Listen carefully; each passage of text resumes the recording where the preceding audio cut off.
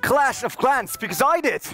Welcome to the Clan War Leagues. Once again, we're opening another day of amazing Clash of Clans attacks. My name is Randy Butler. I'm your host for tonight. And with me, please welcome, with a high five on day 5, casting on OneHive, Woody and Klaus. There we go. There we go. Howdy, guys. My name's Woody. Thank you very much for tuning in. We have got some great clashing today. Yes, and I'm Klaus, and thank you, Renee, for that amazing rhyming and introduction. OneHive is going to be bringing it down today, and I'm really excited to see how the attacks go, see if they can get their 5th win in a row. Yeah, just in case I'll never return on Clash of Clans, I'll probably chase my rep career. Just saying. But something I should say probably is your chance to win 2,000 gems over at Twitter. Head out to @ClashOfClans. You know that if you watched the Clan War Leagues before, it's always a chance for you guys to grab something out of this. And the first question is actually, which is G-Runner's, that's me, G-Runner, favorite troop? And if you watched the previous season, then you should definitely know that one, even if all the options kind of hint in a specific direction, because there's baby dragons, then something completely different. Baby dragons, so hard to decide there, or all of the above. Bit of a stunner there, Renee. I really wonder what the voters out there are going to say. It's not an easy one. there's no question that it's definitely baby dragons. But which one? Or all 3? I don't know what's going to win this poll, but I know that someone's going to win 2,000 gems. So go out and retweet that if you have any interest in doing it. Yeah, you should retweet, obviously, like you take part in the poll. There will be a second one later on in the show, so we'll reveal that one. And then we have a second one for you guys, another chance for 2,000 gems. So don't worry if you didn't get the first one. You might have a chance in the second one. It is Clan War Leagues, which means we're doing multiple days with 50 attacks each. Let's have a quick overview of what we're actually doing, right? So everyone out there knows where we are and what we're doing. Obviously, we're with OneHive, right? That's right. 1 clan of 8 today, and for the entire week, in fact, they will be competing against all other 7 clans in their group. The group is shown on screen here, and you can kind of see the relative rankings, the number of stars that each clan has earned, and the total destruction percentage as well. That's right, and OneHive actually sitting right now at third place, which is not where we want to see them, but something to consider is that they've only done one of their 15 attacks. All 14, or 14 plus 1, will be shown live on stream today, and we're probably going to see them rise up in the rankings as usual.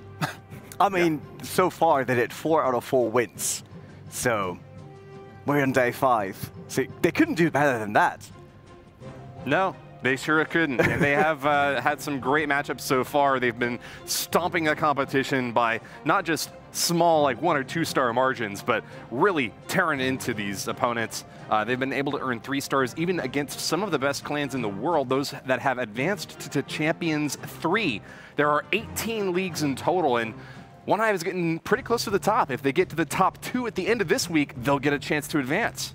That's right. Yesterday, they went up against Saldor Abler and took the win by 11 stars. So there's no telling what's going to happen today, as right now they're down by 20, but that's definitely not the way it's going to end up. Yeah, we won't start the 15 attacks right now because we need to find some bigger stones for the golems to throw. So obviously, you need to grab them somewhere, dig them out, find them, whatever. So before we dive into 15 attacks, let's have a look what Hell on Heels had to say.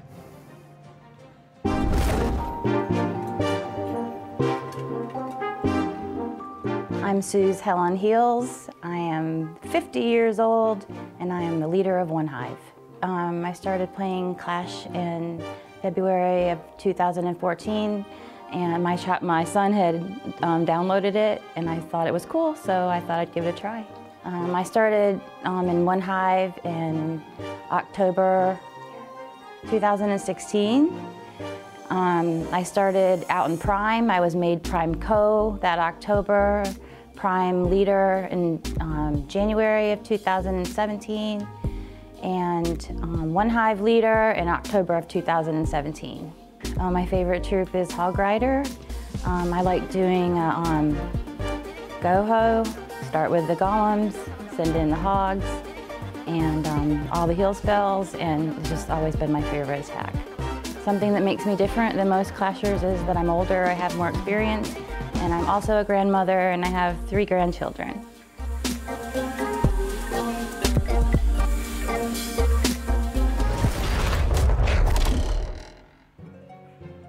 Lots of responsibility. And if I would have been promoted that fast, I would own Supercell by now. Just saying. That was impressive. We all want to see the ladder of success that quickly, don't we? Yeah. I would fall down that ladder every single time of doing those big stats, man. I think it's funny. Hell on Heels loves the hogs and heal spells. I caught that little pun. She was being funny there. Ah. And she took all those ladders with heals, probably. That makes it even harder and more impressive. Oh, absolutely. Everything in heals is more impressive for sure. Yeah, no, I'm stunned. Klaus in heals won't be more impressive, but we see attack number 1. I was saying attack 15, and that's Neon Waves. Let's dive right into that one. That's right, Neon Waves. The number 15 attacker from OneHive is going to be going in with a Boulder Witch strategy. She's used that power potion to make sure that her troops are up to the top-notch level today. She's going to be going against a Town Hall 11 base, so she's really shooting for the 3-star hit here, Klaus. That's right, Neon Waves coming in with that Bow Witch with some healers on either corner to keep them alive through some fire. And this base is one of those really open compartments on the bottom and really close compartments on the top. So it's a really tricky one, I think, because you are really tempted, or at least I'd be tempted to try to come in from this bottom and just run into every spell or every trap anyway. And Neon Waves seems to be handling it well. Rage spell delicately placed right there in the center to get maximum effect with all the troops that have been bunched up there. Gotta be wary of these CC troops, though. That Lava Hound has now popped and is starting to distract the Archer Queen and Grand Warden. Nevertheless, I think that there's still quite a bit in the center there. That big old core dive is going great for Neon Wave so far. Jump spell helping those troops make their way all the way across this little complex of walls. This is like a honeycomb, and it looks like all of a sudden the entire base appears to have dropped. The only buildings left are on the top, I believe the edges, and I'll zoom out here. We're gone, so yes, the top's going to be the 3-star. The team is celebrating. It's good to see those smiles on that face cam there. Those skeletons swarming the base like a hive of bees, and there is nothing left when she's done with it. Yeah, sweet start here. 3 stars for OneHive. To start day number 5, I think. You can live with that one, and it will probably hype up the rest of the team. We saw that Smiles were there Cheering was there. Everything was on point. Absolutely. Also on point was his jump spell, leading all of the troops from a very large and trap-filled compartment all the way through into the town hall. And at this point, the queen can pretty much target any of the defenses from the inside of that compartment. She's got such a wide range. She's completely awesome. Yeah, awesome indeed. I mean, 3 stars. That is an awesome start. Let's see if second attack can do the same. And that honeycomb layout, I didn't saw that in Season 1, I have to say. Like against Dark Looters, never... I think we never did that. I was quite surprised there, but hey, with the jump spells, you can definitely do that. And a second attack will be tricky for OneHive. Let's see, is there another 3-star in there, or will it be a 2-star? Yes, looks like Tricky, who is not in the studio, by the way, so we get the Claymore League's logo there instead. Coming in with an Electrone, it looks like. We have the Blimp with an Electro Dragon inside with a Rage and a Clone spell to try to get huge amount of damage and value and pretty much gut this entire top side of the base. Yes, it looks like the Queen and the CC was wiped out here, so this is a good start for Tricky. Yeah, it was great meeting Tricky earlier on. He was helping set the team up here at the ESL studios in Katowice, Poland, but unfortunately had to head out a little bit too soon to be able to show up in the live attacks with us here today. But like you said, Klaus, he's going to be going in hard against this Town Hall 12 base. At the very bottom is the Town Hall itself. It does appear to be maxed out, so it's got that Giga Bomb waiting to go off whenever Tricky sends his troops in to attack it.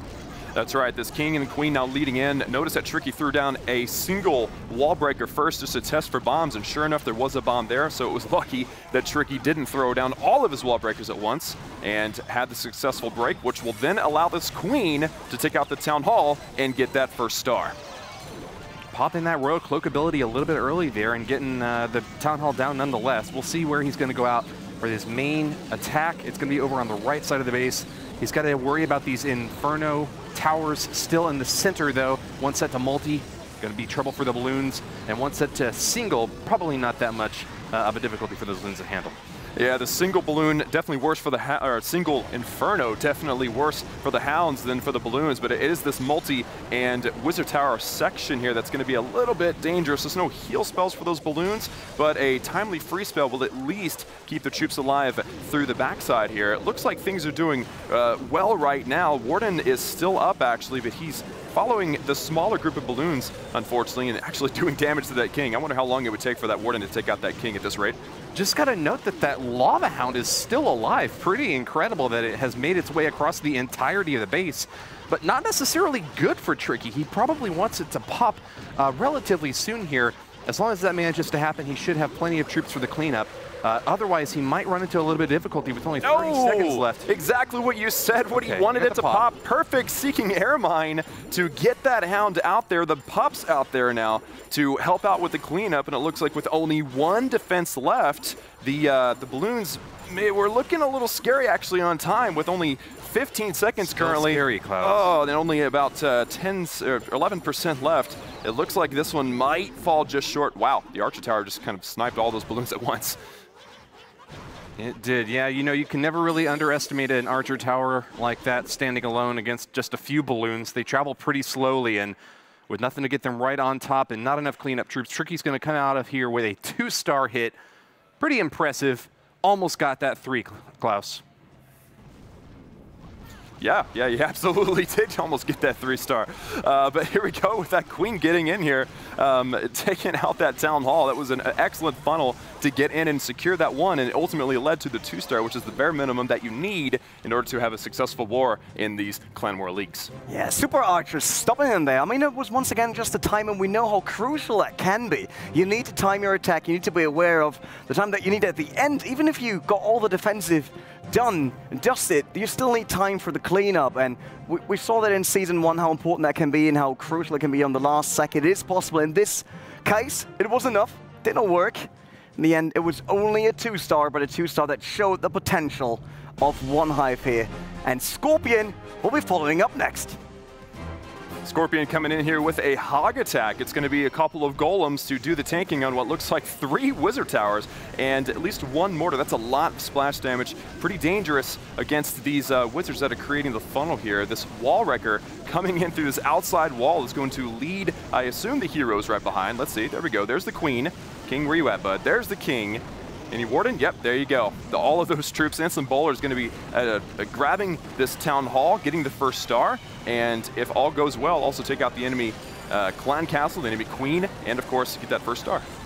Scorpion managed to get a 73% 2-star yesterday, but he was using an Electro Dragon attack. I think he's a bit more in his element right now and might have a chance to try to go for 3. Kill Squad Hogs is one of his favorite setups, but this Lava Hound just once again is providing quite a bit of a distraction for his troops. Unfortunately, Lava Hounds have been really popular in clan castles recently, Klaus. They just have so many hit points that even when they go down, those pups can cause a lot of trouble for any attacker. That's right. Scorpion and the other OneHive members that are here in studio, I've heard them describe a Lava Hound as a brick wall, something that can just stop an attack dead in its tracks. And that is absolutely true because they have so much health, and then once they pop, they have so many pups that keep everything distracted. The queen will sit and shoot them forever, so it's a dangerous thing to have in your clan castle, and right now seems to be the primary strategy here for the defending clan castle, defending clan to put in their clan castles. Those were some really tricky giant bombs, and unfortunately those hogs are having a bit of difficulty rounding around this base. That Eagle artillery just raining down fire upon them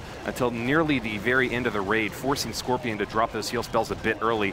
As an unfortunate result of that, those skeletons have had a lot of time on the back end to be able to work on those hogs, and they are now done for. Dunsky. So unfortunately, the defenses do not go down. There's not a lot of cleanup on the outside, so it looks like it's going to fall just short, probably of the 80% here. If these skeletons do not go down, okay, we got a couple of wizards. We'll be able to collect a little bit of percentage, and like we've been saying time and time again, every single round, every single building and percentage point counts. So we'll see here as these couple of wizards and archers are going to be trying to accumulate as much percentage as possible. Scorpion's an Australian from Team Reddit and has had a lot of experience playing Clash of Clans, coming away with a high percentage 2-star there, just short of the 3 though. We're still waiting for that first 3-star hit from OneHive, Klaus. That's right, that wall wrecker leading in, bowlers trailing it behind. Looks like that kill squad is going to be taking out this Town Hall, CC, Queen, and get a few defenses. Very nicely done. Not enough to get another 3-star here. But once again, I just have to say that, like, their attacks so far, they're solid. They're 2 stars in high range, like always high percentage, looking good, sometimes running out of time. This one was not perfectly executed, but it seemed to be the right way to get rid of that base, right, Klaus? Yeah, it looks like it was good. I mean, just a couple of things here and there, maybe an extra poison spell since it had like 500 skeletons following around the troops. So there's little tweaks that in a normal clan war, we would actually see another clanmate pop in and be able to do the attack with a little few tweaks to get the 3-star, but not in clan war leagues. I thought with our Halloween show, we scared all the skeletons away and out of the game, but seems like not. They were still there in the base. Next attack is up, and it's Chops. Going for a 3-star maybe, 2-star, 1-star? What will it be, Woody? Not going for 1-star, I can tell you that, Renee. This wall wrecker in the top left corner is going to try to get into that compartment to give this queen, wow, the Barbarian King and the Grand Warden a base of entry. Those heroes can deal a lot of damage, and they're going to be trained to take out that Archer Queen on the back side. She's now engaging with the attacking troops, and there's the Rage spell. Really helpful at taking out big, heavy targets like the Archer Queen before she can deal any damage, Klaus. That's right, and of course that poison spell laid down onto that CC, but the enemy queen has already gone down, so this is already a successful kill squad as it's going to go in and grab that 1-star and take out some of the key objectives. Of course, you would like to see maybe another Inferno Tower or an air defense or an Eagle artillery or something to go down with the kill squad. Of course, hey, air defenses, they don't care about hogs. They don't even see them. Hog Riders coming into this raid, and notice that Chubbs actually is prioritizing the Eagle artillery side to be able to take it down quickly, because that Eagle artillery does not only damage on the troops, but also a reverberating damage from where it hits. Very, very damaging to ground troops like the Hogs. I'll say that was a pretty significant investment with that kill squad right at the beginning. These Hog Riders still have a lot of base to go up against, and once again, out of heal spells. Now OneHive is trying their best to hammer out the rest of these defensive structures. Skeleton traps and giant bombs, just the bane of the Hog Riders' existence though, continuing to provide difficulty as they finish out finally at the bottom right side of the base, but still plenty of defensive structures remaining. That's right, that Wizard Tower will go down, but those skellies, again, we're having a hard time with the skeletons. I've noticed that there's a defensive trend every single day where we've had these troll Teslas or troll giant bombs. This one might be troll skeleton traps, really slowing things down here for these attackers. Unfortunately, this one will not be the 3-star once again. Of course, you know, we've set the bar really high for OneHive, and of course they do it for themselves, being, you know, league players, professional players, always aiming for that 3-star. But you know, in Clan War leagues, you're looking for that 2-star bare minimum, and OneHive has not failed to do that yet. Something I think that's really fun about Clan War leagues that you don't see in regular Clan Wars is the fact that you can only attack one single time. That means no scouting opportunities. And you just got to do your best to guess what sort of traps are out there, where the giant bombs are located, whether or not the skeleton traps are set to ground or air. And it just turned out that this time, Chubbs ran a little bit short. Maybe if he had run with a Law Loon on this setup, it might have worked out a little bit better, but it's always impossible to know that beforehand. And so all you can do at this point is just take a step back, breathe, and plan for your next attack. That's right. Getting that 2-star in as much percentage as possible will still give you the win. Notice that on the right-hand side of the screen here that the opposing clan has 22 stars, which is less than 2 stars per attack on average. So as long as one Hive is able to get that 2-star, they're going to be just fine. And Renee, are you the wizard right now? Is that what you're doing? I'm still going. I'll get 3 stars for OneHive. So you're going to just keep casting the spells? They would really benefit from having you on their team. Yeah, sure. Baby dragons for days, right? Oh, you shouldn't tell people. You know, it's not my favorite troop. It's something else. Oh, right, of course. But yes, this kill squad was absolutely fantastic. Jumping in, grabbing that town hall, all the spells on point. It might have been, like Woody said, a little bit too costly. The value that he got versus the investment may have been a little imbalanced there. Will it have an impact, though, on their strategies? I mean, we normally talk about that. They got everything laid out before, but sometimes we see them adapting in the last second. And now with a star, you're having a lot of 2 stars, but the opportunity for 3-star was there so often. Could that be maybe a hint? They should be either be more aggressive, be more careful.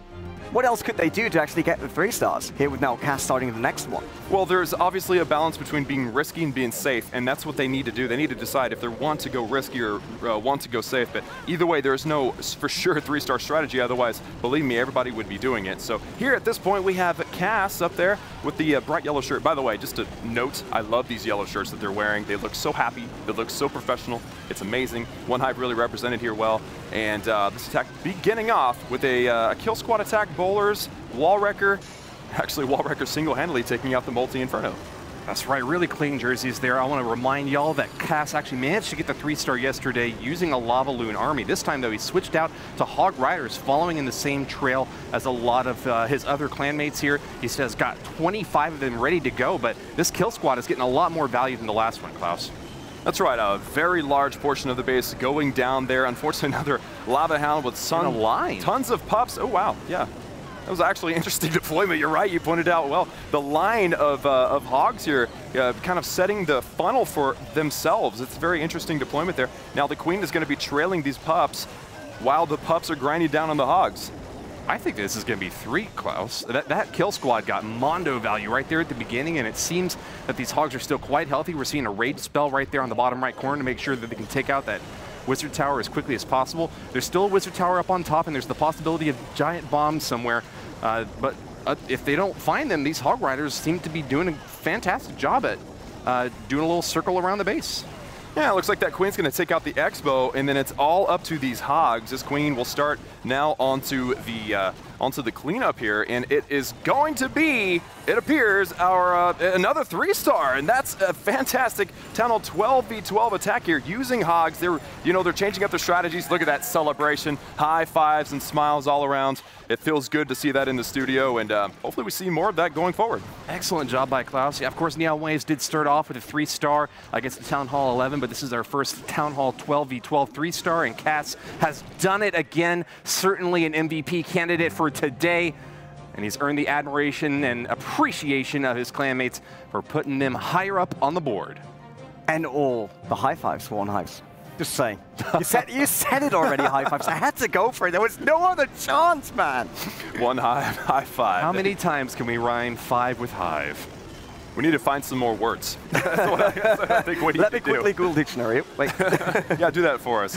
So the kill squad got a ton of value, and then the hogs coming in that big line there on the bottom left-hand side. Definitely one of the, I would say, the highlights for me in that attack by Cass. Great job with that triple. Riding into the sunset with a 3-star here for Cass on his attack. And it looks good for the OneHive so far. And up next is Pain Rain. Let's see if he can follow up immediately. I got another Ive for you. Give it a go. Especially because you just said that they're riding into the sunset. I imagine Hell on Heels, the leader, is on a drive with OneHive.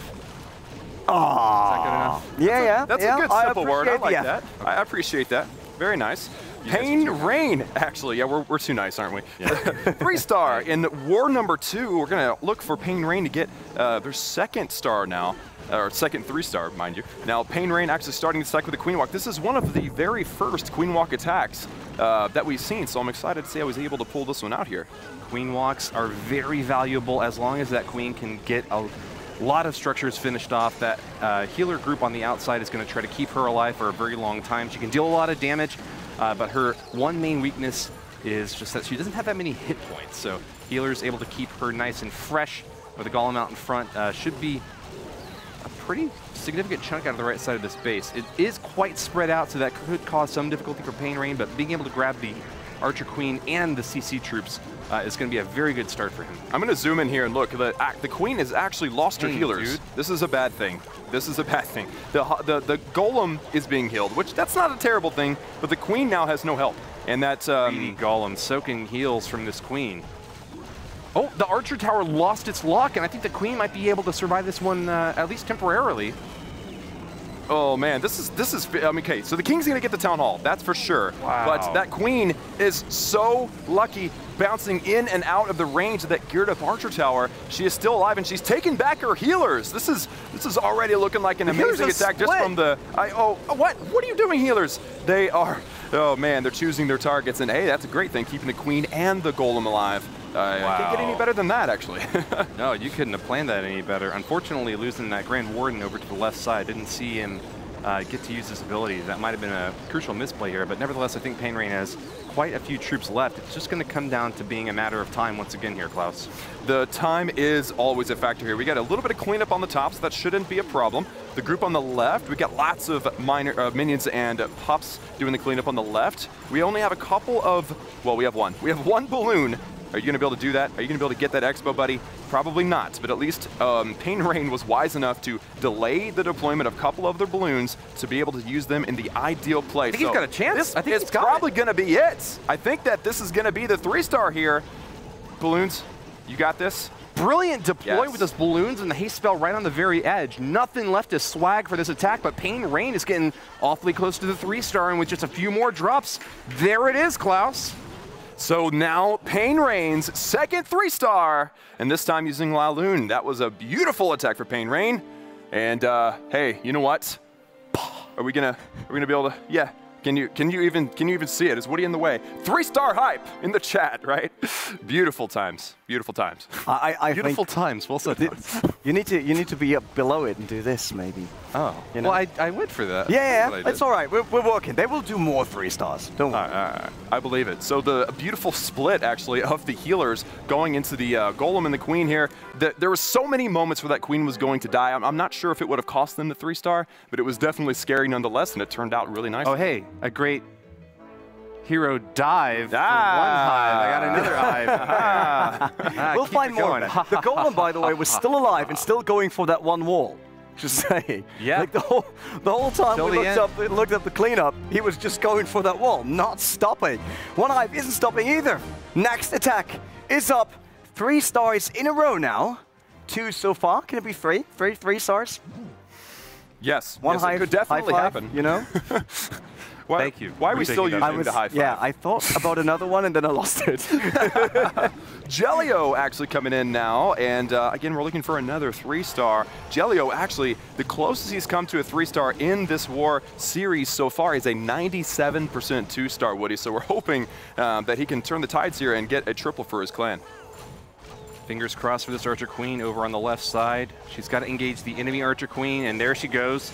pops onto the gold storage, and we'll relock the Archer Queen as soon as she engages. We've got a wall wrecker coming in now at the bottom left corner. What do you expect to see in that wall wrecker, Klaus? Do we have maybe Valkyries or balloons in there, or what's going on, do you think? You know, it's hard to predict because these OneHive, they seem to kind of go, they do their own thing, and it's hard to predict with the wall wrecker specifically, but I've noticed that the trend for the wall wrecker is generally either Valkyries or balloons. So we're about to find out here in just a moment. I'm assuming it's Valks, just because it's a ground attack, but you never know what they decide to do here.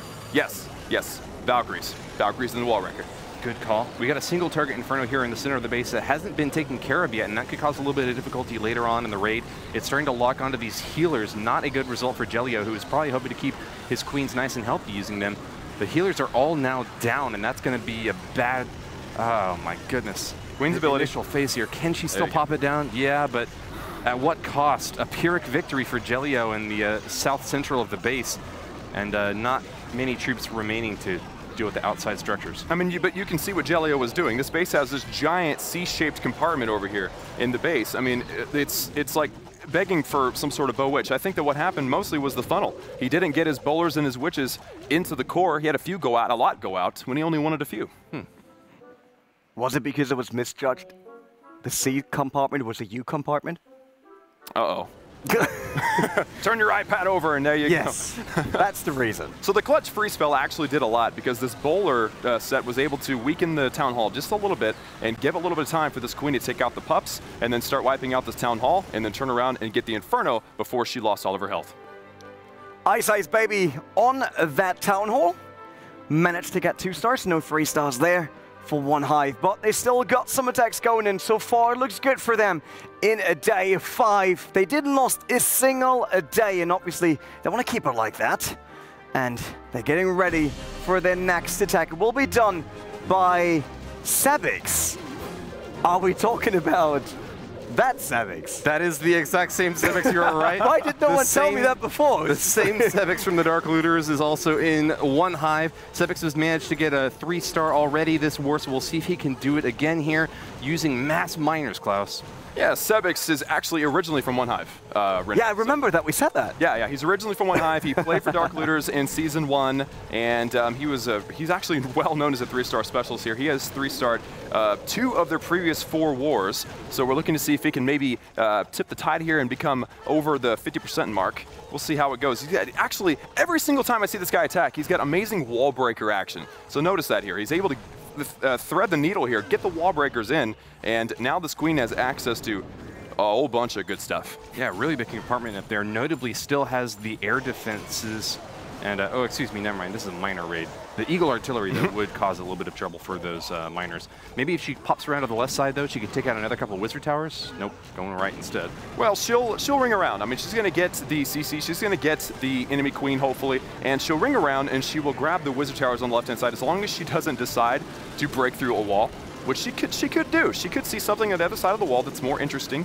So that's obviously an option for her. But Sebix using his favorite attack strategy here, the Queen Walk Miner. And actually, one thing to note, you don't have to worry too bad about the enemy queen when you're using miners, because they do work on her really fast. As you can see, she is no longer in the picture.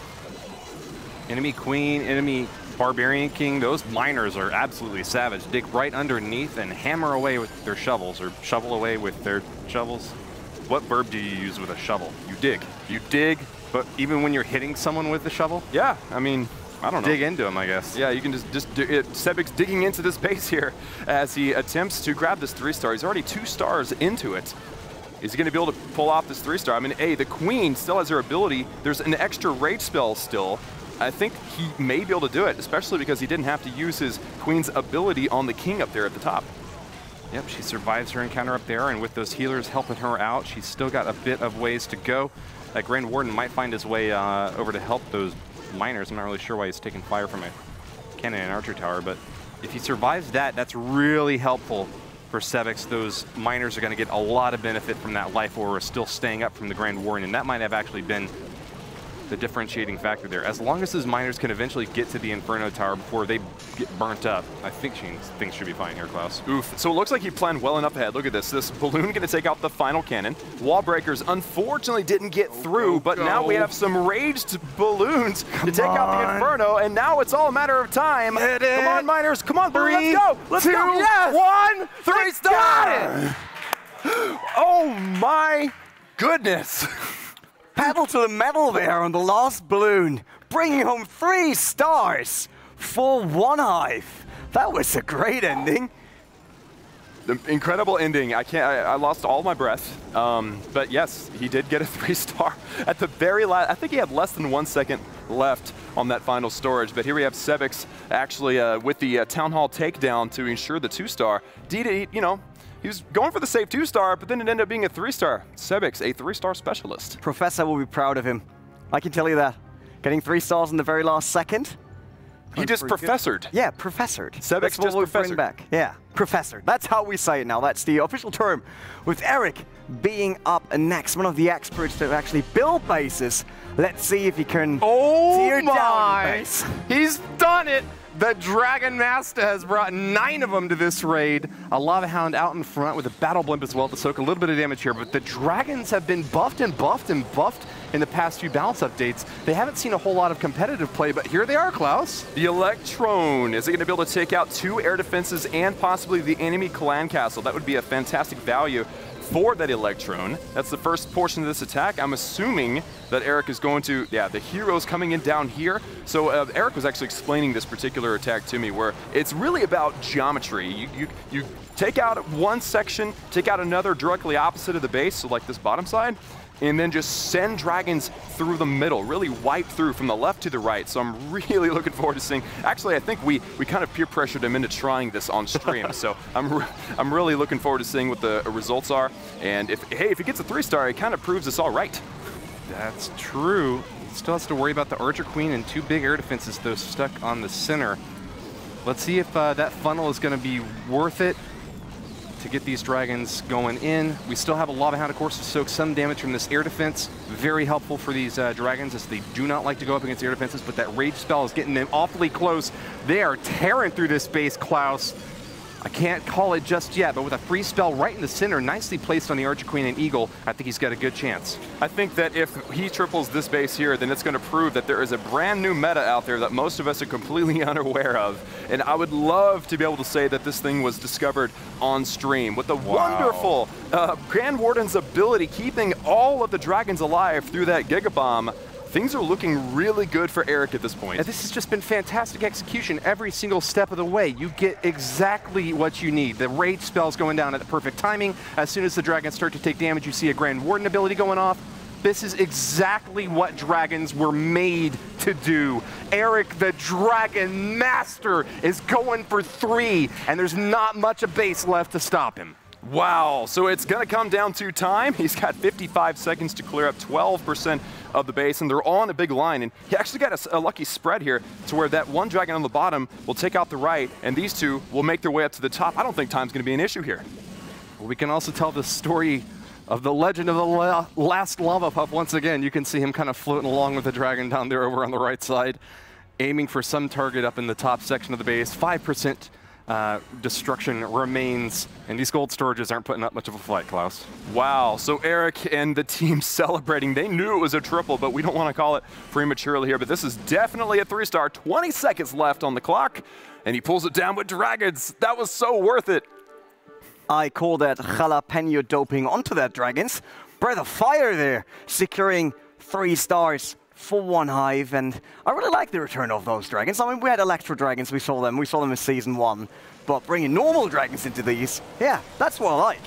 This was actually the moment of truth. He was saying this is where the funnel kind of comes together, and if he can get all of his dragons in that Warden's ability, which he did, it's going to be an easy 3-star for him, and it looks like his predictions, his talent, his skill all came together on that one. Want to know how to train your dragon? Just ask Eric. Yeah, he is our new Dragon Master. How would he said already? And JC is up, and next we see Concentrated Phase there. Look at that.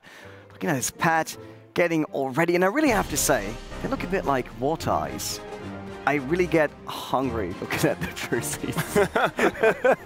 It's not hungry, but you know what I mean, right? Like in summer, catering is ice. so close, but so far. But there's no lemon ice. No, but I've always heard. Concentrate on the game. I've always heard actually that if you paint your kitchen yellow, then people are more hungry. I think it's psychological, so you're good. You're good there. But yes, starting the attack with the Electron, and it's still the execution of Electron is always fun to watch. Get that baby dragon. Okay, all right. So he's gonna have to deal with his baby dragon before the rest of the attack takes off here. But JC starting out, cutting out a piece of this base, and he's got a Lalo portion for the rest. Lavadoon's always fearful of the air defenses set up in the base. I still see 2 of them, one in the top right and one in the oh, never mind. There's 4 still up there. But there are 2 in the very top compartments that hopefully the Archer Queen should have a chance to go shoot at. That one on the right side, though, around the 3 o'clock position, and the one up to the left around 10 o'clock are starting to be a little bit worrisome for me, though. I think this queen's actually going to turn around. So the king funneled her very nicely to where she's going to take out one. She's going to come around the corner. She's going to get rid of the cannon, and she will get a second air defense. And then JC has a... Oh, what? Oh, they got it. No, it's okay. Troll Tesla's balloons got that. But the funnel, the geometry again on the space, it's going to be an easy Laloon pathing for him now because it's such a thin section of the base. The beginning of this attack is looking really good so far for JC. Is he going to sandwich from left and right? Where's this other Lava Hound going to be coming in from, Klaus? That's a great question. I would assume from the top right, but you know, I'm no Lalo expert. I think we'll find out very soon. There it is. Yeah, top right. Awesome. So getting them through this side of the base, the last Lava Hound absorbs a Seeking Air Mine, less than half of his health. He can absorb 2 Seeking Air Mines and then some. But unfortunately, this Grand Warden goes down, and the Eagle Artillery is still up. Just feels like there ought to be another couple haste spells or a rage spell somewhere. If he had a little bit more, this might have been 3, but Eagle's still in the center firing away. I'm not really sure what the rest of these troops are going to be able to do, Klaus. Well, we got lucky. The balloons turned around. They're going to get the Eagle Artillery, so that will help on cleanup. But it doesn't look like there's going to be enough for the cleanup down here at the bottom. I mean, whenever you're dealing with Wizard Tower, Archer Towers, all those are very deadly to balloons, and there's only like 4 left. So it looks like it's going to fall just short of that 3-star. I'm predicting somewhere around 80, 85% maybe. Yep, aiming for percentage here now. He's going to dump the rest of his minions out onto the right side, trying to grab a Tesla that's over there. But Troll Teslas all around the corners of this base, really frustrating the pathing of these balloons, which didn't really get to their targets quickly enough. Never really had enough rage or haste to be able to get them directly on target. A really nice setup here, and the best that you could really hope for with an attack strategy like that. I mean, I guess he hoped for 3, but just the way things panned out, especially with this air skeleton traps deploying on the left side, like almost immediately as soon as he started the raid, that caused a lot of trouble for the balloons. Still, he was smiling, JC in a good mood, even if it's only 2 stars, a bit more than 85. That's how it went for him. Those air skeleton traps actually coming in right at the very beginning. They're going to be grinding down on those balloons the entire attack if they survive. It looks like actually the pups helped out on that, so that wasn't the main issue. It seems like he just hit a brick wall. It seems like he ran out of spells prematurely, and you got to have some sort of haste or rage on balloons or they just get fired on. They're getting hot into the fight, but then running out of breath at the end of his attack. Another 5 attacks for OneHive, and it's a Sem forever that hopefully will not take forever to get 3 stars, because otherwise that will not work. It's 3 minutes 50 now.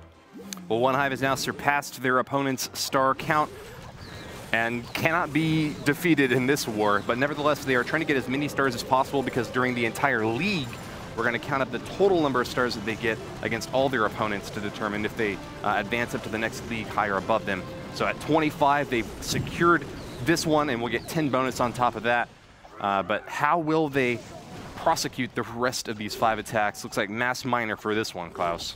Yeah, we haven't seen a lot of miners today. We did see 1 3-star, I believe, with I want to say Professor, but with Sebek's attack. Yeah, Renee threw me off there for a second. But now we have an issue. We have a baby dragon coming to destroy. Fortunately, we do have a giant to distract and a queen that can actually target that baby dragon. So let's see that little guy go down. There you go.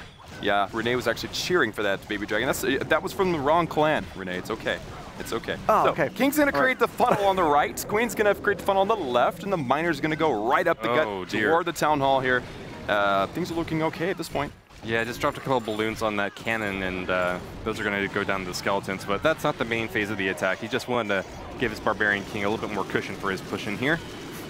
The Archer Queen over on the left side, unsupported without any healers, though. That means that the bulk of this push has got to get value from the miners here in the center. They're going to engage with this Town Hall now. Can't fire away at the Lava Hound up top, but he can't do a whole lot of damage. So as long as he's not distracting the Queen, I think that Sam Forever's going to be fine with that Lava Hound flying around.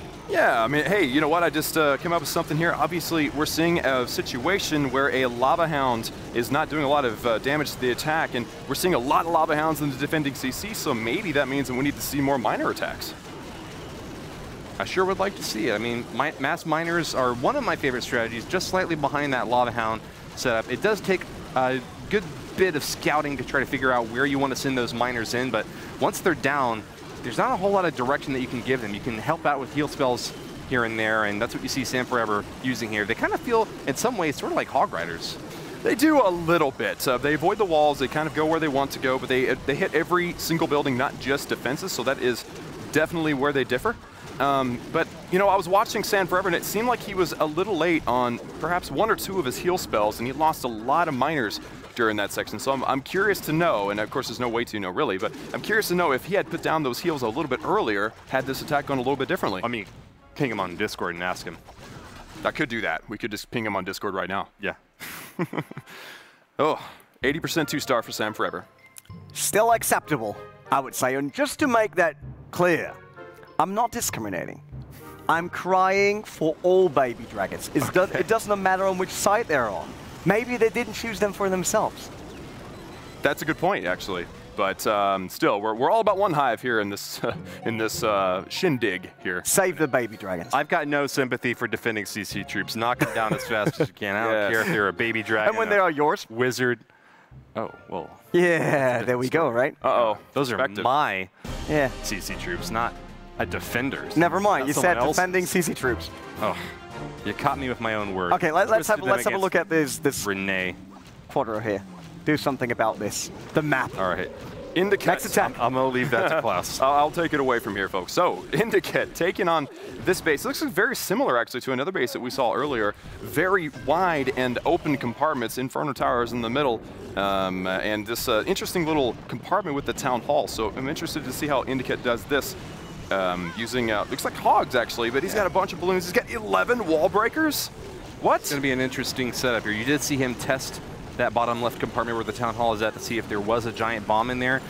He sent one Hog Rider in to jump over the wall as the sacrificial lamb for this initial stage of the attack. The Queen has got plenty of heals to help keep her healthy, and she ought to be able to reach that Town Hall pretty soon.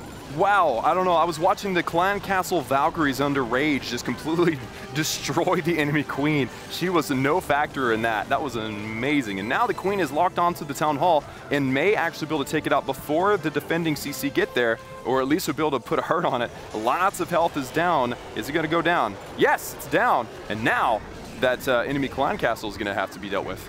Well, you just heard that Eagle Artillery activate. It activates as soon as a certain number of spells or troops have been deployed on the battlefield. And what's that rage spell up in the top right, Klaus? I'm not really sure what's going on up there. Something that we missed, apparently. I think it was probably some sort of raged balloons or something to maybe take out some defenses. I'm not entirely sure. That might have been a misplay. Oh, wait, no, that was what lured the CC earlier, I believe. Oh, okay. I'm not sure. But either way, the Queen Walk is still running strong here. A little nerve-wracking because it is coming near that single targeting Inferno here on the right-hand side. But it looks like, ooh, yes, targeting. Wow. No double giant bomb, no double giant bomb. Hog Parade. That is a Hog Parade. Absolutely 100% Hog Parade. Well, they're doing quite fine. They have no fear of a single target Inferno. There's so many of them there, and it looks like there weren't any giant bombs in that compartment at all. The Hogs have got a few skeletons working their way against them, but that Grand Warden's helping out, popping them down one by one. Heal spells keeping them nice and healthy as they proceed to the next compartment. These walls providing no resistance whatsoever to these mounted warriors. Klaus, I think this is getting close to a 3, but time might start to be a factor here. Yeah, Hogs aren't terrible at cleanup, though, so we'll see. But you saw there that Hog actually got stuck. It was banging on the Eagle Artillery. It actually pulled out the Tornado Trap. And now if any other troops decide to go up to the Eagle, it's no big deal. It is actually already gone. Wait, what? Balloons? Oh, yeah, I remember that now. He's balloons. Indicate brings everything but the kitchen sink, it appears, in this attack as well. He certainly does have a lot of it, but not a lot of time left in this one. 15 seconds left, and still a good chunk of base remaining. He might have been able to wipe out the rest of the defenses, but could have started a little bit sooner, I guess. What else could you have hoped for to make this into a 3-star, Klaus? I don't know. I mean, sometimes it is just a matter of the plan taking too long. Maybe you need to overlap some of the stages of the attack. More rage spells is a safe bet, though. Rage I only makes have 10 things fingers, though. I only have 10 fingers. I can only go so fast. Replay beginning, and here we have the Queen taking out that Town Hall at the very perfect moment before that Baby Dragon approaches. She actually only 2-shots her. And then, of course, you see that poison coming on that Electro Dragon at the perfect moment. The Electro Dragon's so slow, poison spell just never shoots anything. Can't really miss with that one. As long as you got at least one eye on your pet, I would say. Otherwise, it can't really go wrong. But that was a very long Queen walk. All the healers kept her alive, and at least it paid off for 2 stars out of 3. And Alex is up next, and he will try to get another 3-star now late in the fight. They're obviously leading, but they need the stars for the whole league. Imagine if Alex and the other 2 attackers remaining got 3 stars. That would be 38 stars for the war and would be a record for them so far. Alex coming in with yet another one of those fancy Electrones to get a CC lure. One of the worst things that you can find in a CC if you're using Electrone is some sort of Baby Dragon Witch. Oh. Yeah, this is brutal. That is not the Klein Castle that you want to run into. One thing that's bad about this CC actually for the attacker is how slow the actual witch is. Like, skeletons get way ahead. You gotta engage those skeletons, but then the witch is slowly approaching behind. It's hard to time and position your poison spells to compensate. Well, he definitely does want to get rid of the CC troops. Alex attacked at Town Hall 11 yesterday and managed to only get 1 star. He's hoping to improve upon that. And with a ton of balloons behind these 2 Lava Hounds he's brought, he's got a chance, just as long as he has enough time after taking out these CC troops. All right, took just about a minute 05 to get that first stage of the attack out of the way. Now, fortunately, he did get a big section of that base finished off by the Electron. This Lava Hound taking a lot of damage, though, and not really providing too much cover for the balloons anymore. Those balloons pathed nicely, though. They're all going to come in on this air defense compartment section here, so that is going to be great. Now, if we could see that Sweeper go down, nope, Sweeper was of no consequence there. That's a great pathing, and of course, we got 2 more haste spells and another rage, and 9 more balloons for 40% of the base. It looks like things are looking good for Alex so far. I don't see how anything could go wrong to throw this off. Even the Queen is going to get this last air defense. Very helpful Queen circling around the top right side of the base, and it looks like Alex is done it this time.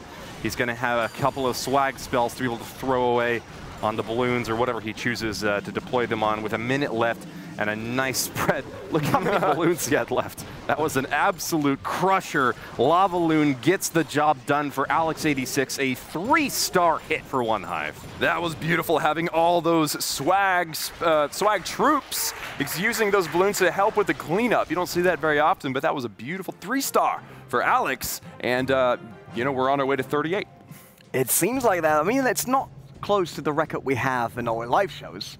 We have been above over 40, but it would say they're in a good way. Maybe, by the way, you just missed your, Klaus. We missed our cue. He feels a bit lonely now. My apologies. Go with the replay instead. I was so entranced by your commentary. Yeah, go with the replay instead. I know, it's really good. I know. Well, here we go. Balloons at the very end of this raid, trouncing the, I guess, the last Archer Tower was the highlight of that attack. I think the Queen coming around and grabbing that last air defense was really what put the bow on the present there, really, because the 3-star happened quick. But she carries a bow. She does carry a bow. You're right. Goodness, you're so quick today. I see what you did there, You're so quick today, Woody. Catching all the puns. So level 8 throwing them away, Klaus. Level 8 Pidgey up against number 2 here. Level 8 Pidgey also wanting to get the 3-star. He 3-starred also in Wars number 2 and 3. And again, we're looking for that 38 stars altogether. So it's going to be really interesting. Actually, this base design looks, it just looks like a big giant knot. Like I would not want to hit this base personally. I'd pass this one on. I'd let it cleanse. Yeah, you sure would not want to hit that base. not hit the not base. Ooey, yes. Exactamundo. Well, we have 35 stars as the record so far for OneHive. They're looking to try to exceed that here, and they are getting another chance. Level 8 Pidgey is an attack master who has earned 3 before for OneHive, but he's going up against a really difficult base, the number 2 defender for the enemy clan. Coming in with actually a Queen Walk Bow Witch. We don't see a lot of Bow Witches, but it's awesome to see whenever they are well executed. They can get a ton of value in 3-star extremely fast. So it's going to be interesting to see how this attack unfolds. Oh no. Oh wow.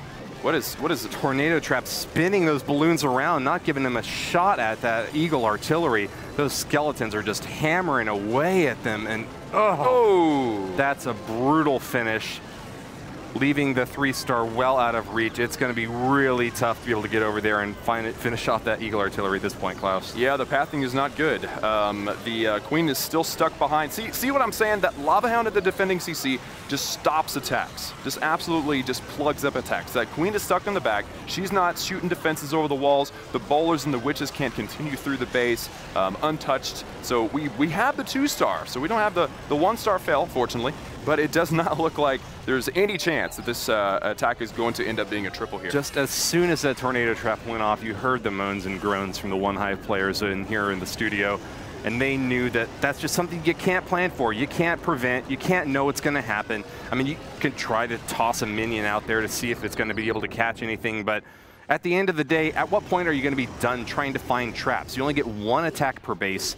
Level 8 Pidgey had a great plan in mind that could have turned out into a 3-star, but with a Tornado Trap positioned right next to the Eagle artillery, I got to tell you, I've learned something from this attack, Klaus. I'm surprised he actually didn't throw that baby dragon onto the Eagle artillery. Now I'm watching him thinking, you know, you had a wide open lead into the Eagle, and he didn't use it. So I'm not sure what was up with that, but hindsight's 20/20. Yeah, of course. He probably didn't even know he had it. That happens all the time. And actually, this was the moment of truth. Whenever we saw that Tornado Trap, moans and groans, like Woody said, was the only thing I heard. It was just the sound of sadness, to be honest. But the Bow Witch still made it into the Town Hall, and we still managed to get the 2-star. It was almost the double whammy of the Tornado Trap and the skeletons that did those balloons in. Either one of them would have not been an ultimate roadblock there, but both of them together were huge stopping power. OneHive with only 1 life left here. In the attack, it's the last one of the evening. Attack 15 out of 15, and so far they're trailing by 1 for the personal record of the team. 35 is their highest score so far. 34 we have right now, so it seems like at least we go even with that one. That's right. Kimmy's going to go for the safe 2 at least, and once she gets 50% and the Town Hall, OneHive will surpass their record. But can they set one even higher? Kimmy could potentially bring OneHive up to the 37 count. That's the highest we expected for any war this league, Klaus. Well, I'm still waiting for that 40. You're not a believer in that, but I believe that at one point, we have 2 more wars after this. It's possible that we're going to see a war where they get 40 stars, and I'm going to continue believing that until the 7th war is over and I'm proven wrong. And then, hey, we have Season 3, possibly, so you never know. Hey, you can believe pigs fly, and OneHive might have it in them, but I think that that's a mighty big task.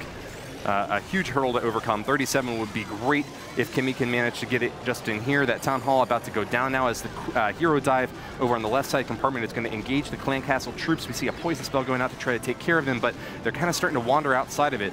Archer Queen having a little bit of difficulty popping down these pups now, but that baby dragon is kind of wandering off as well. I'm worried that the second stage of this attack might go wrong if the CC troops aren't finished off.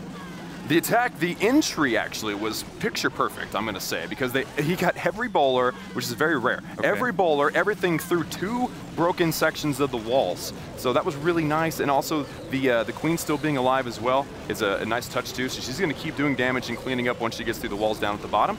Meanwhile, we have the lava. Ooh, hey, look, a Tornado Trap. That is not a value Tornado Trap, unlike the last one we saw. Just pulling away a few balloons there and not really causing much of a distraction. That's right. We can live with that. We can live with that Tornado Trap. But the lava balloon coming through, there's only 1 more air defense left, and the section of balloons are just slowly creeping up on them. Great heal placement, though, here because of the 2 wizard towers in the area. Kimmy looks like she's got this. Let me look around here. Let's see how many defense. Yeah, because the Queen survived and broke out from the bottom, the entire attack is going to converge kind of onto this section with still a whole minute left. There's, how many balloons are there? Like 15 or more? Nicely done. Kimmy is not just going to break the record that OneHive had set at 35 stars. She is going to shatter it, reaching all the way up to 37, just as long as she has a little bit of time left here. 40 seconds should be plenty. There's a few structures that are kind of spread out on the right, the top, and the center of the base, but fortunately these balloons can fly. Now, I don't know if they can fly that fast, but they got a beeline straight to that tower right now. That's right, that clan castle gonna go down. Minions and pups are, what are those called? What are those called? Those are called Winions. That's right, we got some Winions for the 3-star for Kimmy. And that'll finish off this war with an epic finale of the 3-star. We didn't forget. Yeah. I call it the tornado trap celebration, okay? Oh, that's what you're doing? I'm just gonna, are you okay? Renee, are you okay? I should not turn around. While you recover, the needle was thread perfectly here. All of the bowlers making it in, the heroes as well. Poison spell, freeze spell, everything down on that core. Man, that town hall dropped very, very nicely there. Proud of Kimmy, proud of the OneHive clan. They've earned a 37-star win over their opponents. It's the 5th day, and OneHive will remain in first place for the season overall. You can take a look at the round status right now. OneHive with, actually, they will have the most stars through this round. Let's look at 70s and 80s at the bottom, but they should be beating them by a couple once that page updates. That's right, so OneHive 37-22, a 15-star victory. That is quite the victory. That's 1 star per base victory. Well done to OneHive. Huge. And I think it's the biggest margin of victory that they've had all war. Is that the biggest margin of victory for any war? I don't know. I'd have to run the numbers on that one. Well, we'll let you know tomorrow. Seems likely, actually. I mean, yeah, I'll just go ahead and say it. It looks like it. Renee's over there with Neon Waves, one of the players of OneHive, to find out what they think. Let's bring it over to Renee. Thanks, Klaus, and remind me to never do that tornado celebration again. That's not a good idea. I'm here with Neon Waves, and obviously you started for your group, but before we dive into that, 4 wins out of 4 days, does that make it harder or easier to go into the next one? I think we always put a lot of pressure on ourselves. We always want to do the best that we can. Clearly, we've had some momentum. We've gained that up, and we're ready to steamroll the rest of the league. Now you're on 5-on-5. That's what you did. You did another win for your team. You start with a 3-star. Was that? Did you have that feeling immediately starting into the attack and thinking like that will be my 3-star? Yeah, I mean, you go in, you know you want to smash it. You have a good plan. You trust your spotter. I'm used to hitting fresh, so I'm used to starting off the wars. So what can come up next? I mean, you're now on 37 stars. We know the Dark Looters, they did over 40. Can you do that? For sure, we're going to catch up to them. We're going to surpass them. Surpass them? For 41, right? You get that extra credit? No, I think it was 42 back in the days. Didn't we do 42? You know, like, you've got 2 casters over there, and they're looking at you like, I don't know. Don't ask That's me. their job. Yeah, it's like, so if you want to join me there, they're probably fired after this one. All right. All right. Okay, we'll get that done. Over back to the caster desk. Throwing shade because we can't remember a single one number. I'm pretty sure it was 40 though. I don't know where Renee's getting 42, but either way, I love the confidence. Are you okay, Woody? I know you're upset. I'm photogenic. I don't have a photographic memory. Give me a break, Neon Waves. It's a good point. He has a point. But yes, can we just change the subject to how beautiful their yellow jerseys are? Like, I love it. I thought we had that topic already. We did, but we can hit it again. Again, those jerseys are really beautiful. Is there anything else to add? They're yellow, and they actually have their names on, which is great. By the way, which is great for hosts and casters because you always can check once again before you start an interview, like, all right, got the right name. That's important sometimes, right? I mean, well, of course. We tend to forget. Don't give away our secrets, Renee. Those are our secrets. Those are or numbers. Just numbers. Just numbers. We don't lose anything else. Talking about numbers, let's talk about 2,000 gems that you guys could grab if you take part in our polls over at Twitter at Clash of Clans. And you obviously did. The first question was, what is my actually favorite troop? And I know it's really hard to spot, and even all the answers and options were super hard to guess. But it was like either baby dragons, or all of the above.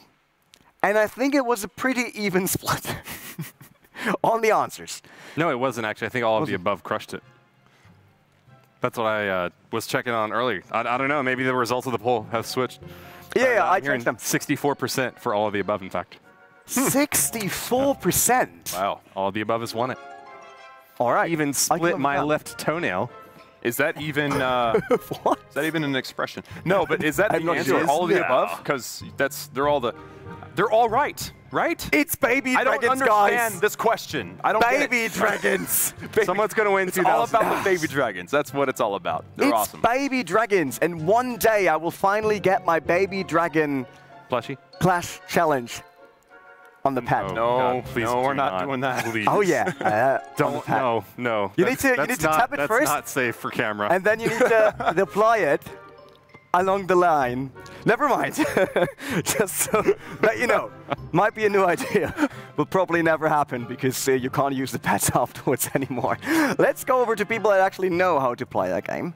Not us. I know how to play the And game. we're like, yeah, that's what you say. Come on. That's what you say, but we never proved it in any of the All right, well, Clash we got our challenges chance later. now. No, not now. Don't we have a second Twitter poll? What's the deal here? Yeah, that's where I wanted to head. Okay, but then you decided it's hit me time with for it. something else. Let's go. Hit me with the second question, which is actually how many different clans are in the OneHive's Clash of Clans family? Is it 1 until 6? So 1, 2, 4, 1, 3, 4, and 6. I'm sorry there. And Klaus, do not give it away. Now. Definitely not 2, and it's definitely not 5. Certainly not. And not He's so 7. smart, right? Oh, You man. think like, That's damn. process of elimination. Yeah, Well, he the The other is other question made no amazing. sense. The other question was like illogical, so I had to apply logic to this one. Yeah. So there you go. It's not 2 or 5. Go vote for 2,000 free gems and retweet. Next Got to question. retweet to get the gems. Voting is not good enough. Retweet for a chance at 2,000 That's gems. true. But you're right. But next question will be how often did Woody No, throw his that's not cue gonna be the card next question. during the show onto his display? He does that like every single time. What do you have against the display? I don't know. I just like flipping it onto the display. Don't. All right, to don't each question their own. it. That's fine. Yeah, exactly. we're not judging. We're not judging, Woody. We love you. All right. It's all good. Thank So we also love our honorable members because you know we're not doing it only MVP. Honorable Going for mention. 3. Yeah, Yeah. it's members as well, right? They're members of the clan. Yeah, they're Nope. members. It works. Honorable mentions so that Woody is actually okay with it. Renee shows up and starts changing everything about the show. Day Yeah. 5, it all goes. Surprise! We're so That's glad how I you're here, do. Renee. We're so glad That's how I do. Okay, give me the first one. Who is our first honorable mention? Yes, so of course we'll have 2 honorable mentions and then the MVP. And the honorable mention is Pain Rain. The replay is up. One of the best 3 stars of the war. Is that your rain? That's my Is that Pain the Rain raining celebration. pantomime right Yeah. there? Where's the difference to normal rain? That was, when you said that was pain rain, what's the difference to normal rain? Well, this rain causes pain. And this rain causes 3 stars, which is the replay. Let's focus, guys. Let's focus. So, Okay. Queen Walk starting this attack off, and it was one of our first Queen Walks of the entire stream, so it was a lot of fun to watch. I really enjoyed this one because I just enjoy a good Queen Walk. Like, I've never been asked, like, what's your favorite strategy? But I think the Queen Walk is probably at least part of it. But if you started off with the Queen Walk, and it's going to be leading in with the Wall Wrecker. You remember this attack, Woody? This was the one where the healers couldn't figure out what they were doing, and the Queen was a genius. It seemed like everything was about to fall apart. And then just as quickly, it seemed like everything was going exactly according to plan.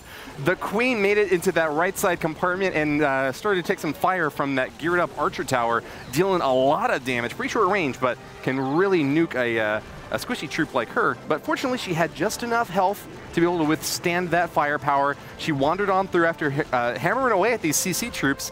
And then, yeah, you're right, Klaus. Those healers splitting up was exactly what Pain Rain needed to be able to provide cover through 2 different compartments, tearing down the Eagle artillery. It just was beautiful. It was beautiful. I'm actually going to focus on the Queen Walk a little bit further here. Okay. So the Queen actually grabbed her healers. She walked out of the Archer Tower's range there and then walked back in and then started banging on the wall and was just an absolute brilliant genius. I love it when the Queen does the best things. So she survives the entire raid, and I think that was really the key of the attack there, because the Queen doing so much damage every single shot. She's targeting something here and there. I mean, it's a beautiful thing. Now the Lalo is actually coming in here from the top. It was well executed, of course. I'm a little worried about this Inferno Tower on the left. Fortunately, we know how the 3-star comes about. But Tornado Trap, all of them. Oh, wow. every troop was a genius in this raid. We had some balloons going over toward the Inferno Tower I was worried about as well. You know, I want to hazard to make a statement here, and correct me if I'm wrong, but maybe it's not the troops that are the geniuses. Maybe it's Pain Rain. If they're, look, if one of the troops is a genius, then it's the troop. But if they're all geniuses, then it's got to be something to do with the planning. And I think in this case, we can give great credit to Pain Rain.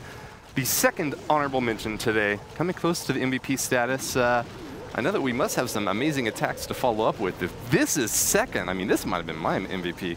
Yeah, that's what I was about to say. It was like, this was good enough to be my MVP. I don't want to throw shade on our next two attackers. No, no, no. They're all going to be amazing. A lot to look forward to going forward in this stream here. The cleanup is actually super, super short as well. The defense is in like one building in the last 10 seconds or whatever that was defensive. So just a great, the attack was just brilliant.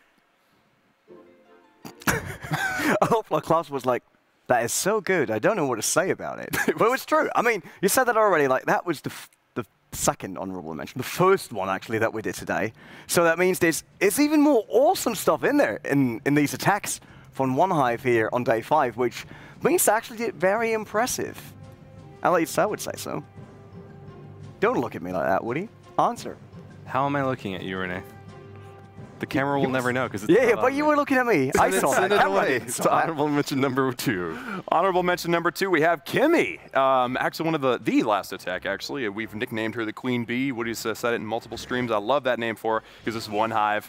Get it? So, the attack Thank you for making the joke painfully obvious, Klaus. Painfully obvious. That's what I do. That's what I do. So, Kimmy, actually, what I love about this attack is that everything was funneled perfectly. Like, if you can get your funnel down perfectly, then you're in good shape. In fact, you're in the best shape that you can be. A lot of fails in war come down to the funnel fail. So, we'll see. We'll see how this one goes. I mean, you guys saw it unfold, but in case you missed it, here it is again.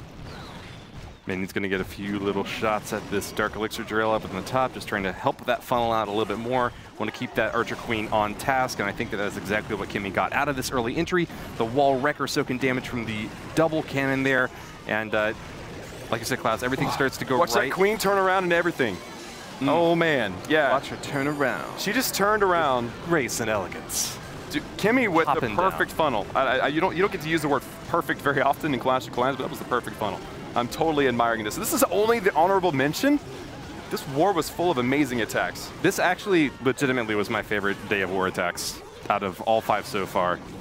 No hate on the past 4 days, but day 5 has been very impressive, and I can only imagine what they're going to come up with day 6. Now that we know what some of these attacks have been able to pull off. Which is really unusual because normally when the players get into the studio, the lights and the cameras and everything make them nervous. Yeah. But they seem to have all kind of like did better with the nerves. So you can't get any better than that. Let's bring them in every time. Let's bring all 15 in and just watch that 45-star roll. Look, performance under pressure is a hallmark for some of the best competitors in any game, in any sport, whatever you want to focus on. If you want to get to the very, very top of the game, it's gonna be really difficult to perform when it comes down to the wire like this, when it all is starting to shake at your core and make you wonder whether or not you're good enough. Do you deserve to be here? OneHive has no question about that. They know that they're one of the best clans in the world, and they're proving it here on the main stage once again today. Right, you have to be a finisher. That's ultimately what it is. You can do really, really well, and then when it comes down to it and the nerves are hitting you, and you can't see because the lights are super bright,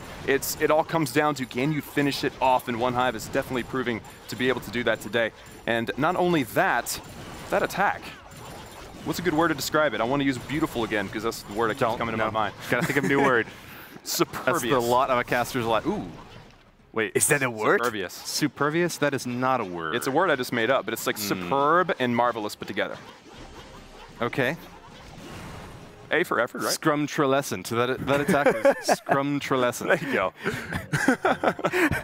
But obviously, it's a podium. That was 3rd and 2nd, and as with every podium, we actually need someone that stands on top of it. And it's the MVP of tonight. So let's bring up MVP of day 5.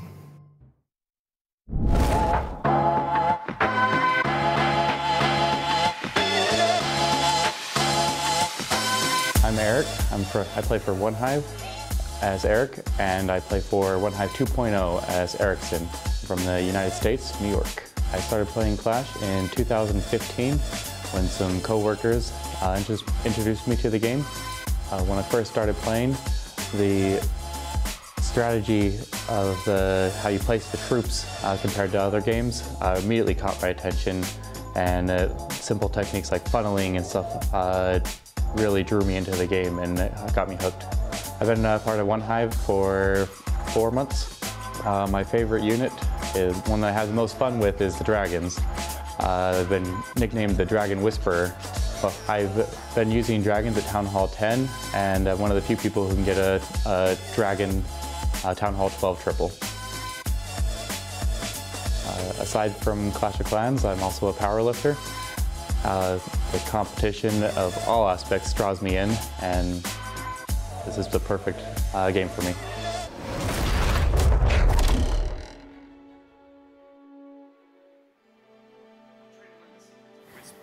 The same way that Eric can. The Dragon Whisperer has earned another MVP award, and we'll see again here why today. Redefining the Clash of Clans metagame with a troop that hadn't seen any competitive play.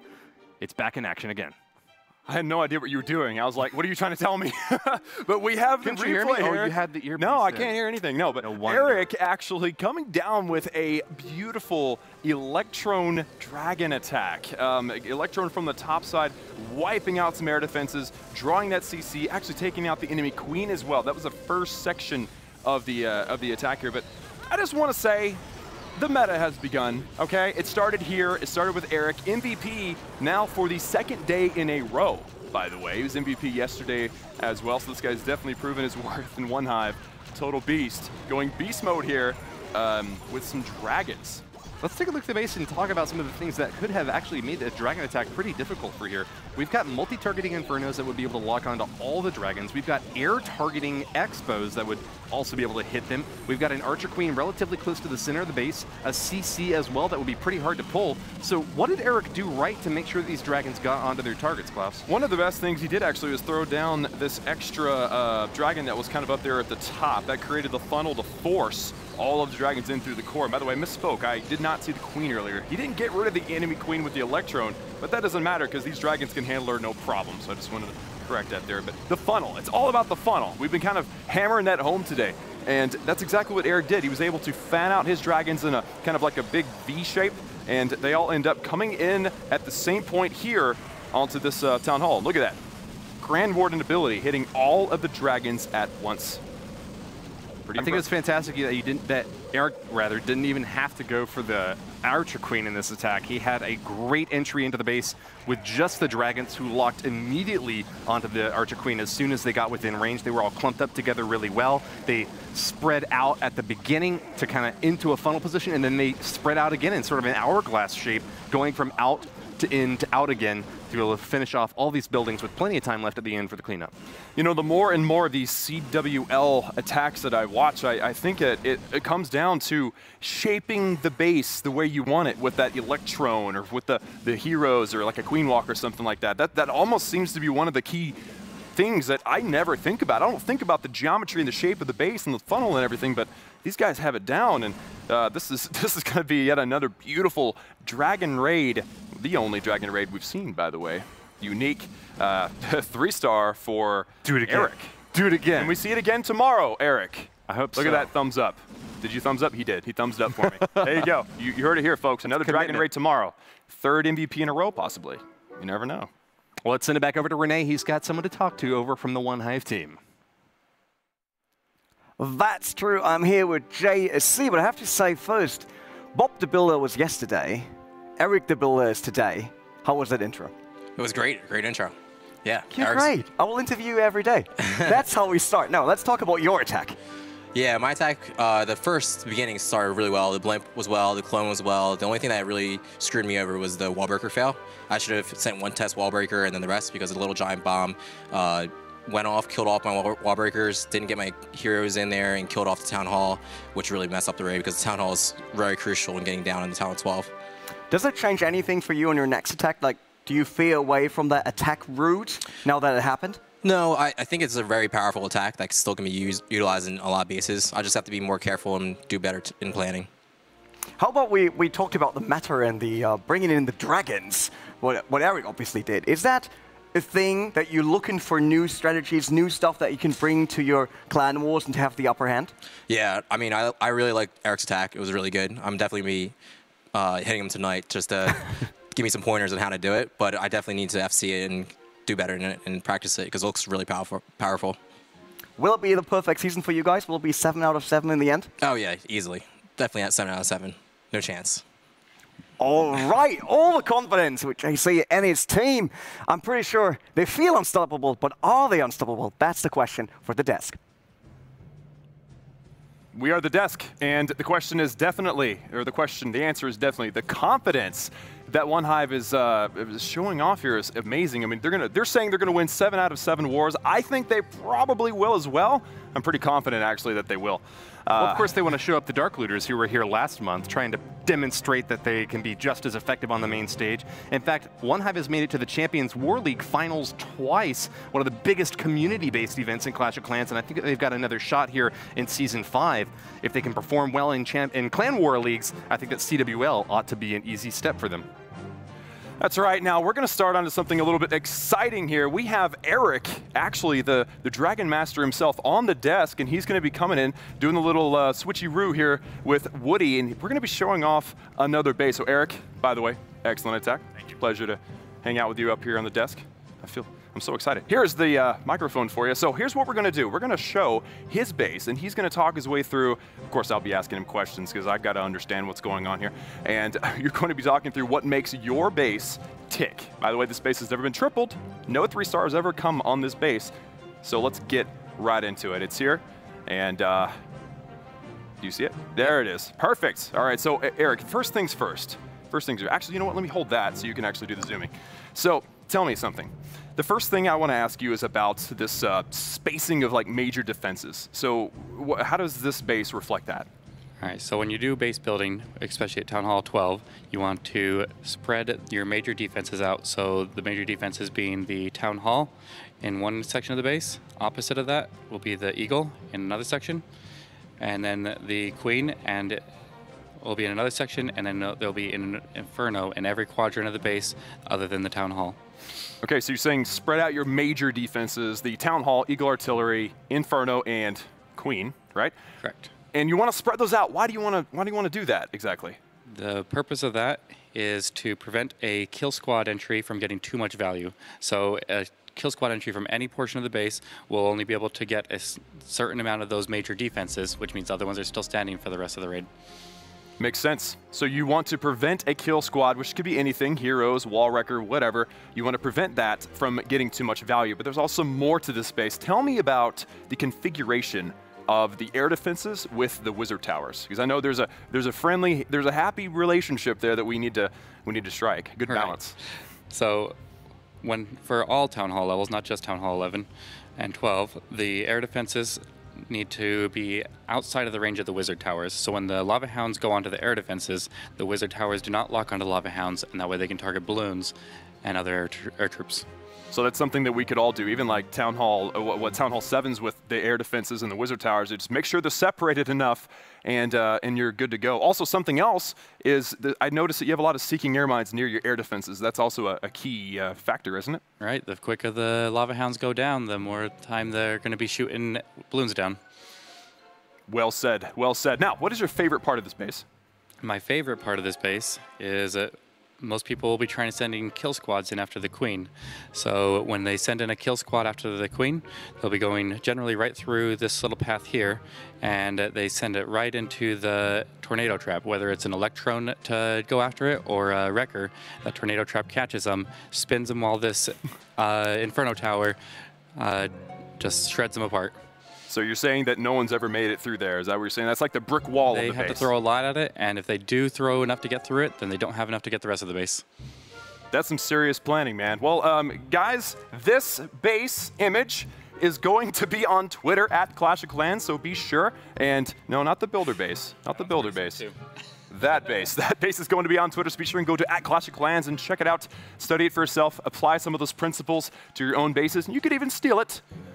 But, you know, base is definitely burned with millions of people seeing it. So, Eric, thank you so much. Thank you. And good luck in the next one, okay? Thank you.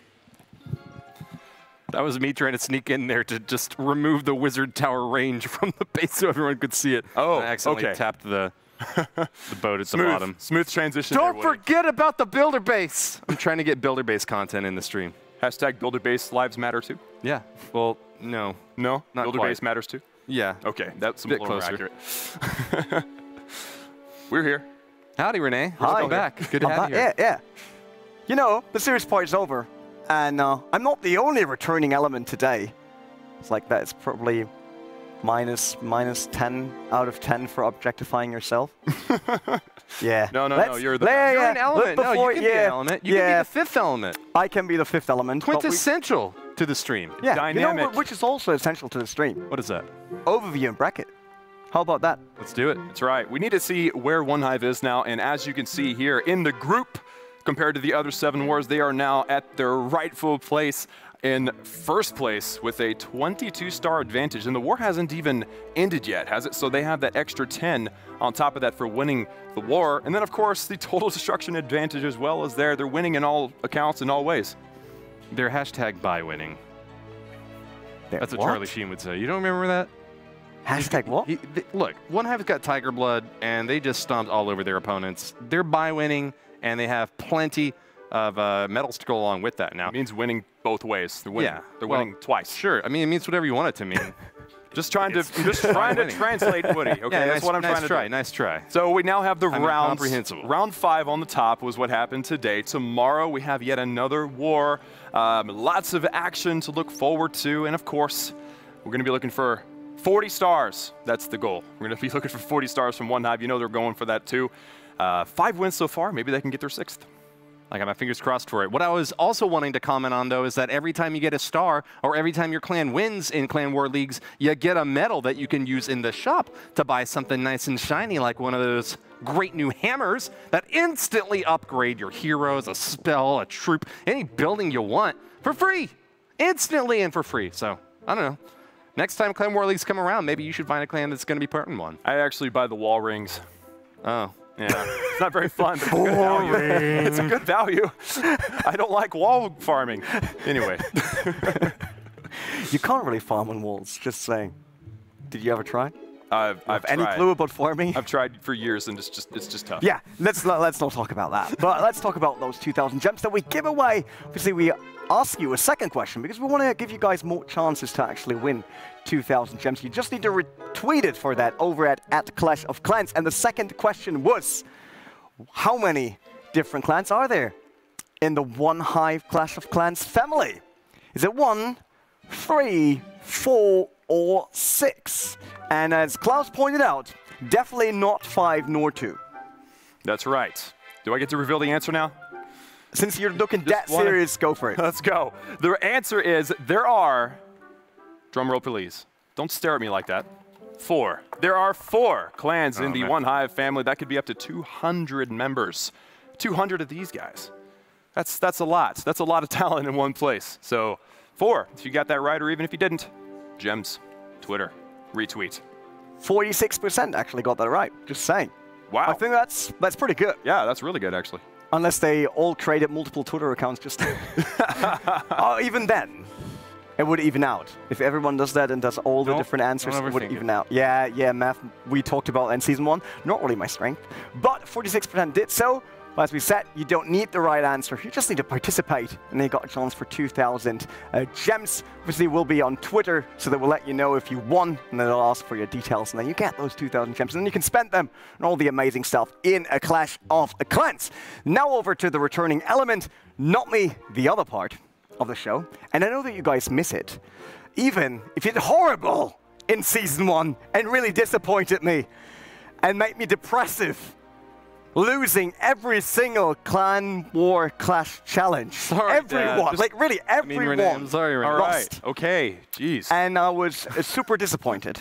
And I thought, since Professor is not here, his Professor and his OP nose, we go back to the nose challenge, and we do it as a team, because I still believe in us being stronger as a team. So I would say we go over, because we all need to be there. If you want to follow me, like let me be your leader. Let me just, yeah. All right, that's how we do.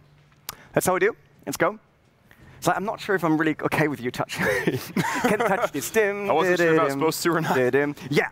All right. There we are. Is that you gave us the right pet already? Yeah.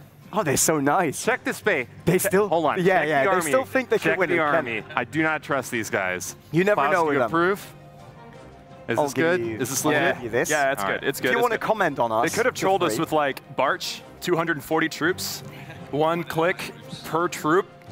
That There's would have no, been oh bad. no, okay, there's the queen, yeah, all right, Yeah, all right. so the Warden. rules, did we go over the Yeah. rules? Just everyone gets to place one troop with their nose, then pass the iPad to the next.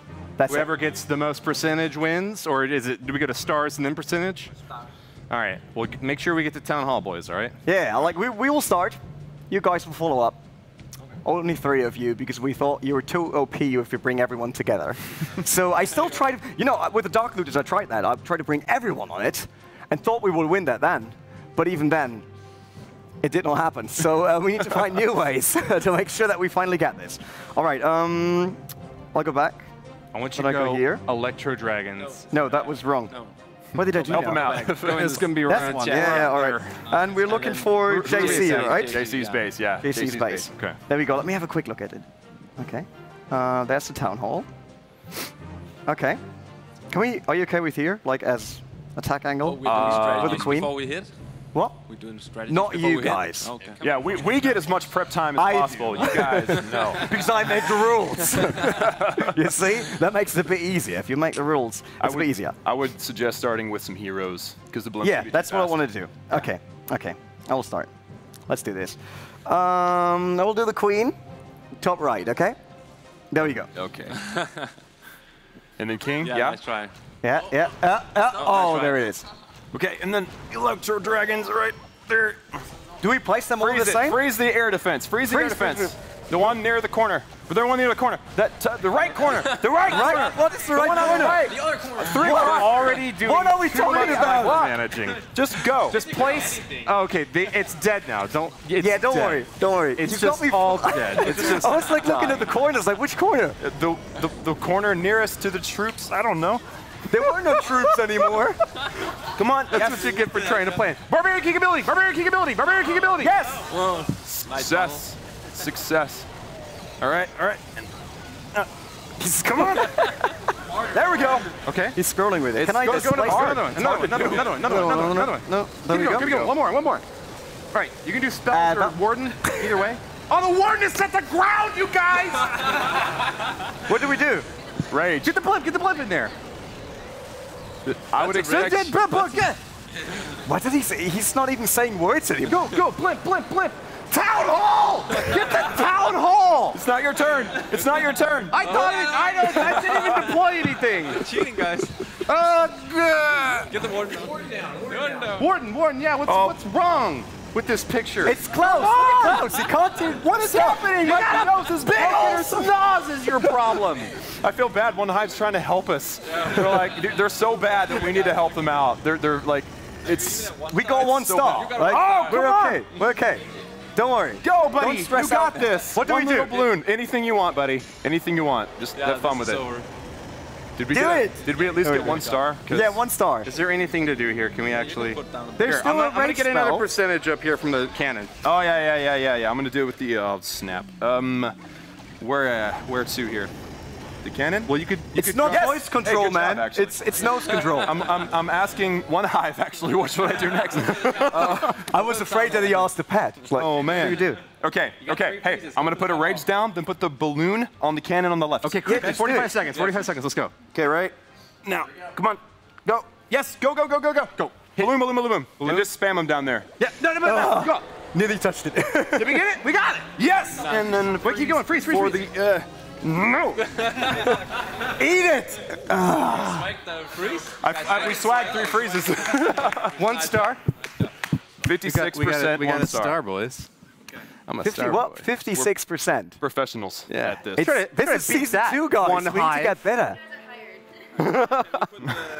Instantly. That's all it takes. Yes. Do what? Nose. Best nose players.